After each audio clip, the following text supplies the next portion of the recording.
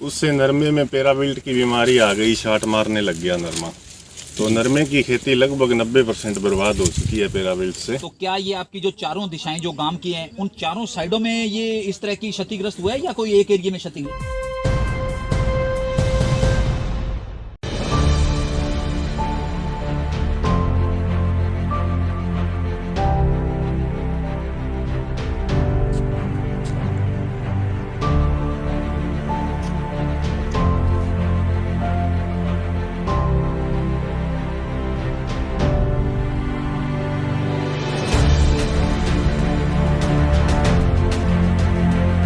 जैसा कि आपको विधिवत मालूम है कि पिछले रोज बरसात के कारण व उससे पहले किसानी आंदोलन के कारण जिस तरह से किसान के ऊपर मार पड़ी है, उसका खामियाजा आज उप तहसील के गांव गोदिका में भी देखने को मिला। आज जो किसानों के सामने सबसे बड़ी मार है वो है पैराविल्ट। नरमे के पौधे बिल्कुल तैयार हैं, चारों ओर किसान अपनी उम्मीद के सहारे पूरे वर्ष का जो मेहनताना था उसके लिए प्रयासरत था, परंतु जैसे ही फसल पककर तैयार हुई उसके बाद में एक पैराविल्ट नामक जो रोग था उसने किसान के ऊपर ऐसी आपदा खड़ी कर दी कि जिसका खमियाजा आम किसान को भुगतना पड़ रहा है। लगभग गोदिका गांव के 2500 एकड़ के अंदर नरमे की फसल है, उसका उत्पादन किया गया है। फसल का उत्पादन किसान ने अपनी मेहनताना से लगभग 15,000 रुपये खर्चा कर, पहले तो किसान के ऊपर जो मार पड़ी वो पानी की कमी, नहरों में पानी न होने के कारण लोगों को अपनी दुविधा का सामना करना पड़ा। उसके साथ साथ जैसे ही थोड़ी सी पौधों के अंदर उभार दिखने को मिला तो जल भराव, बरसात की मार से किसान को दो चार हाथ होना पड़ा। परंतु अब जैसे ही फसल का समय आया, किसान की उम्मीद बंधी, उम्मीद के साथ साथ किसान के ऊपर एक आपदा जो पैराविल्ट थी उसकी आन पड़ी है, जिसके लिए किसान अपने आप को हतोत्साहित महसूस कर रहा है। तो मैं आज आपको ये एक नरमे के पौधे के बारे में आपको अवगत करवाना जा रहा हूं कि ये चारों ओर जितने भी पौधे हैं बिल्कुल इनके जो टिंडे हैं वो लग चुके हैं, परंतु इसके साथ साथ एक पैराविल्ट जो रोग था वो इसके अंदर आन पनपा है।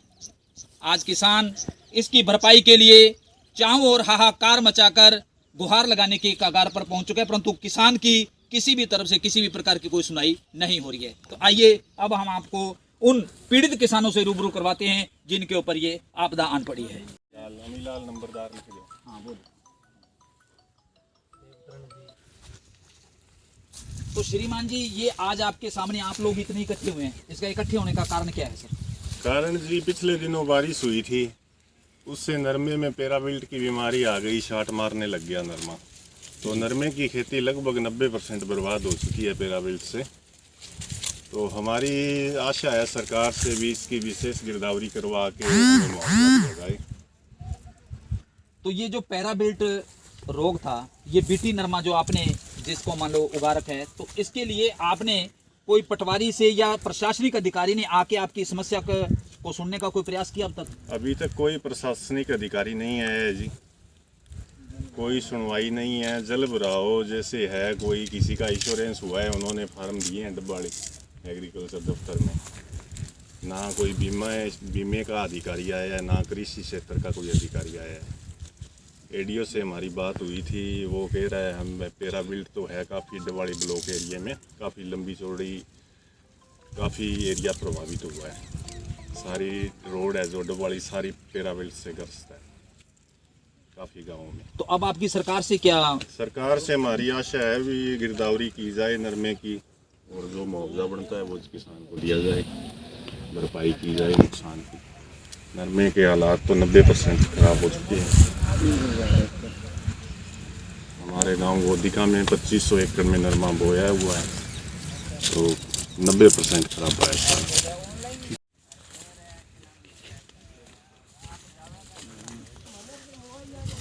हाँ, तो सुभाष जी, तो आज ये आपके सामने जो समस्या है जिसके लिए आप लोग सभी एकत्र हुए हैं ग्रामीण किसान, तो क्या कारण है?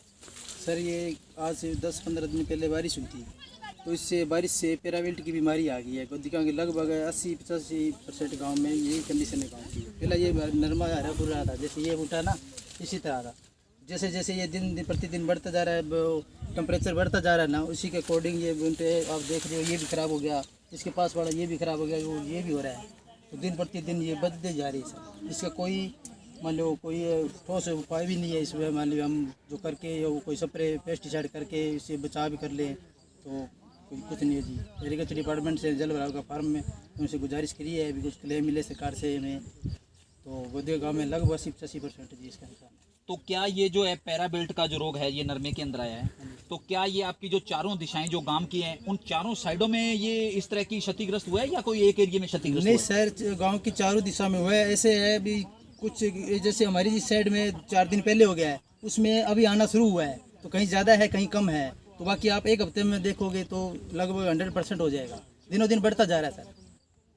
तो मौसम का मिजाज किस तरह से रहा था आपके यहाँ? मौसम जी टेम्परेचर ज़्यादा रहा था, बारिश ज़्यादा हो गई इस बार। बारिश ज़्यादा होने के कारण ज़मीन की नमी बनी रहती है, तो ऊपर से टेम्परेचर रहता है ज़्यादा, उसके मतलब टेम्परेचर लेवल ना रहने की वजह से उसकी वजह से ये पैराविल्ट की बीमारी आती है। ये हर साल आती है ये। तो इसके लिए कोई आपने किसी संबंधित विभाग से किसी प्रकार का कोई ज्ञापन या इसके लिए कोई मांग उठाई? नहीं सर, हमने तो एग्रीकल्चर डिपार्टमेंट में जल भराव की पॉलिसी होती है, उसको उसके लिए फार्म अप्लाई किया है जी। पहले फसल बीमा कटवाया है हमने, उसके तहत फार्म भरा है और सरकार से गुजारिश करते हैं भी मेरे कुछ जो भी हमारे मुआवजे की राशि तौर पर मिली सहायता की जाए किसान की। और हमने कम से कम 15 हर किसान ने 15 से 20 हज़ार रुपये पर एकड़ खर्चा कर रखा है अब तक।